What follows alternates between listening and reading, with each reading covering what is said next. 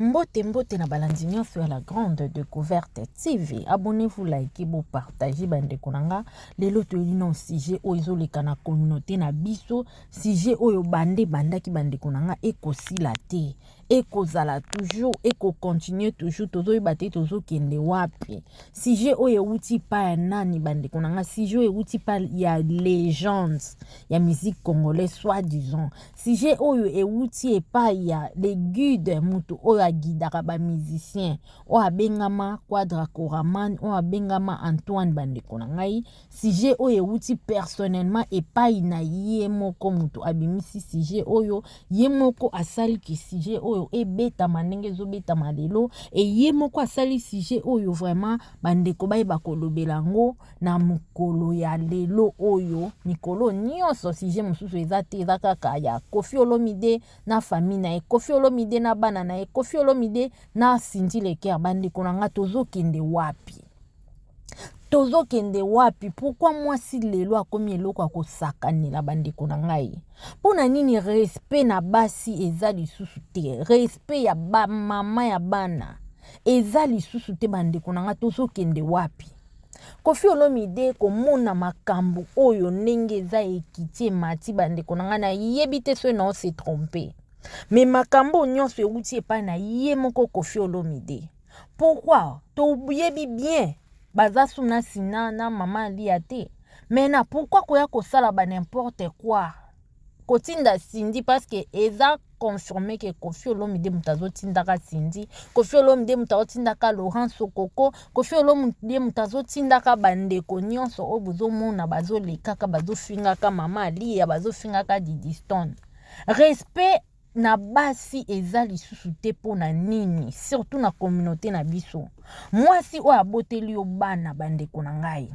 yango bandeko na nga faut tosalaka vraiment très attention lelo Didi Stone ayelaki biso makambo o bomonaki Didi Stone ayaki kokoma na Instagram na ye na TikTok na ye oyo bandeko pe ba partageaki yango sur papa na bango bandeko ebele bayeba ate mwana kokozala na 3 ans 4 ans 5 ans bandeko na nga yo monaka aza na mwana moke azoyeba makambo azosala te bandeko tomikosaka mwana wana azoyeba makambo ezoleka na ndako surtout na bafoyer oyo ezake bazanga na bango maîtrise si y a un problème kuna papa fingi kuna mama zongisi en tout cas bandeko na nga faut tosala vraiment très attention tango yebi oza na problème na mobali na yo to na mwasi na yo si ya moyen zela bana bakende classe soki botikala kobunda ye soki botikala kofinga na ye soki botikala kosala nini botikali kosala bolingaka te makambo nyonso oyo ezoleka entre yo na mwasi na yo to yo na mobali na yo bana bamonaka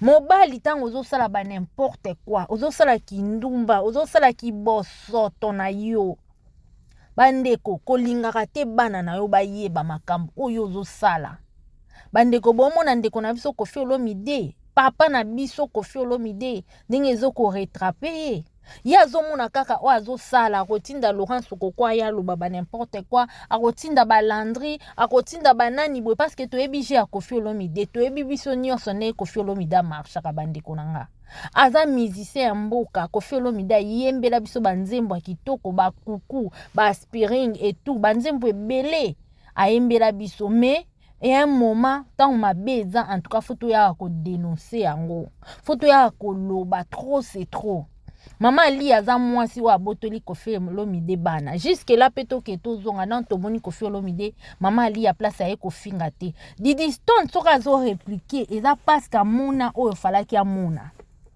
Didi Stone aye koyebisa biso ndenge papa na bango abimanga na ba danseuse Didi Stone aye koyebisa biso ndenge ye akweyaka na terrasse na Rotana pona kolandaka papa na bango abeta mama na bango tina niveau obuka mwasi na ozolo bandeko na nga quel esprit quel mutema mibali o baza violent elo tozo boya violence contre la femme elo tozo boya yango na bandeko na ngai koyoka vraiment makambo Didi Stone aye ko relater biso esali mutu moko ta sepeli nango mwasi moko ta kolinga babeta ye mwasi moko te alingaka babeta ye mwasi moko te akolinga batika ye na cicatrice moko na lisu to soki wapi to ababuka ye liboko.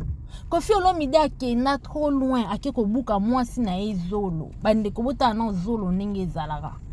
Zolo eza parti moko boye o eza parti moko eza vraiment sensible na nzoto ya mutu bandeko nanga. Tina niveau wana.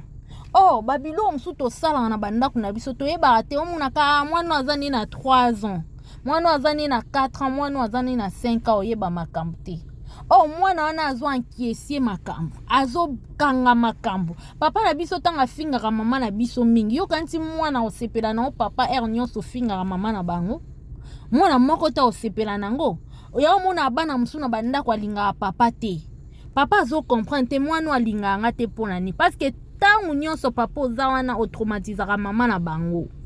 Tangu nyonso papa oza wana ofingaka mama na ye, obetaka mama na ye, mwana moko ta kolinga yango. Azala mwana mwasi, azala mwana mobali, aokoma kanda envers papa. E ndenge moko pe na bana basi. Ndenge moko pe na ba mama. Mwana moko te akolinga mama, excusez. Afingaka papa na ye. Mwana moko ta kolinga mama abetaka parce que nde to lo babo eza na mabala mususu mama abetaka papa baza na bandeko na ngana kosa bino te. Eza na ba famille mususu omona ke mama abetaka na ye papa. Le papa koma na ye mwasi, mama koma mobali, ba famille wana eza. Alors bana tango bazomona bakambo wana, bana tango bazomona tout ça. Bandeko na nga eloko nini biso to lonaka na mito ya bana.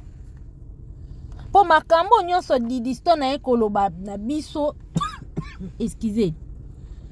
To lobake mutu moko ta kolobake Didiston akosi.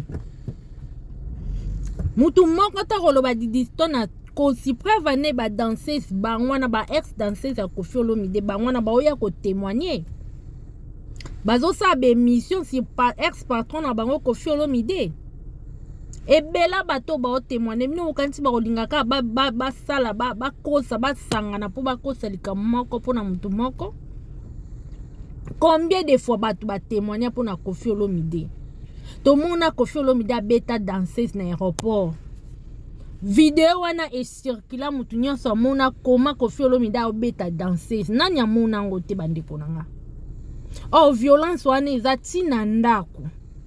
Bandeko foto sala vraiment attention. Tanto oboko la bana kotala témoin aza na 2 ans 3 ans. Yeba ko vanda na mwasi na yo. Mwasi aza parti moko ya nzoto na yo. Bible ebisi biso eloko lingi basala ote ko sala mninga te. Na nzimi to kolinga yo moko omizwambeli omikata. Donc mwasi aza kwa parti na yo ya nzoto. Yango ba ebisa biso tango bobalani na mwasi na mobali veut dire que bokomi eloko moko. Alors tanto komi eloko moko wana tolinga kosala na mabete.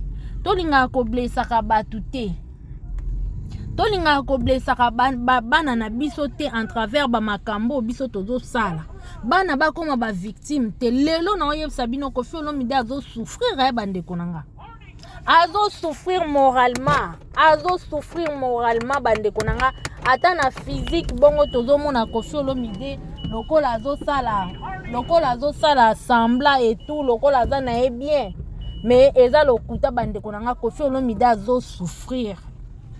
Moral na e eza bien te bandeko nanga e. Moral a Koffi eza mabe na minute oyo.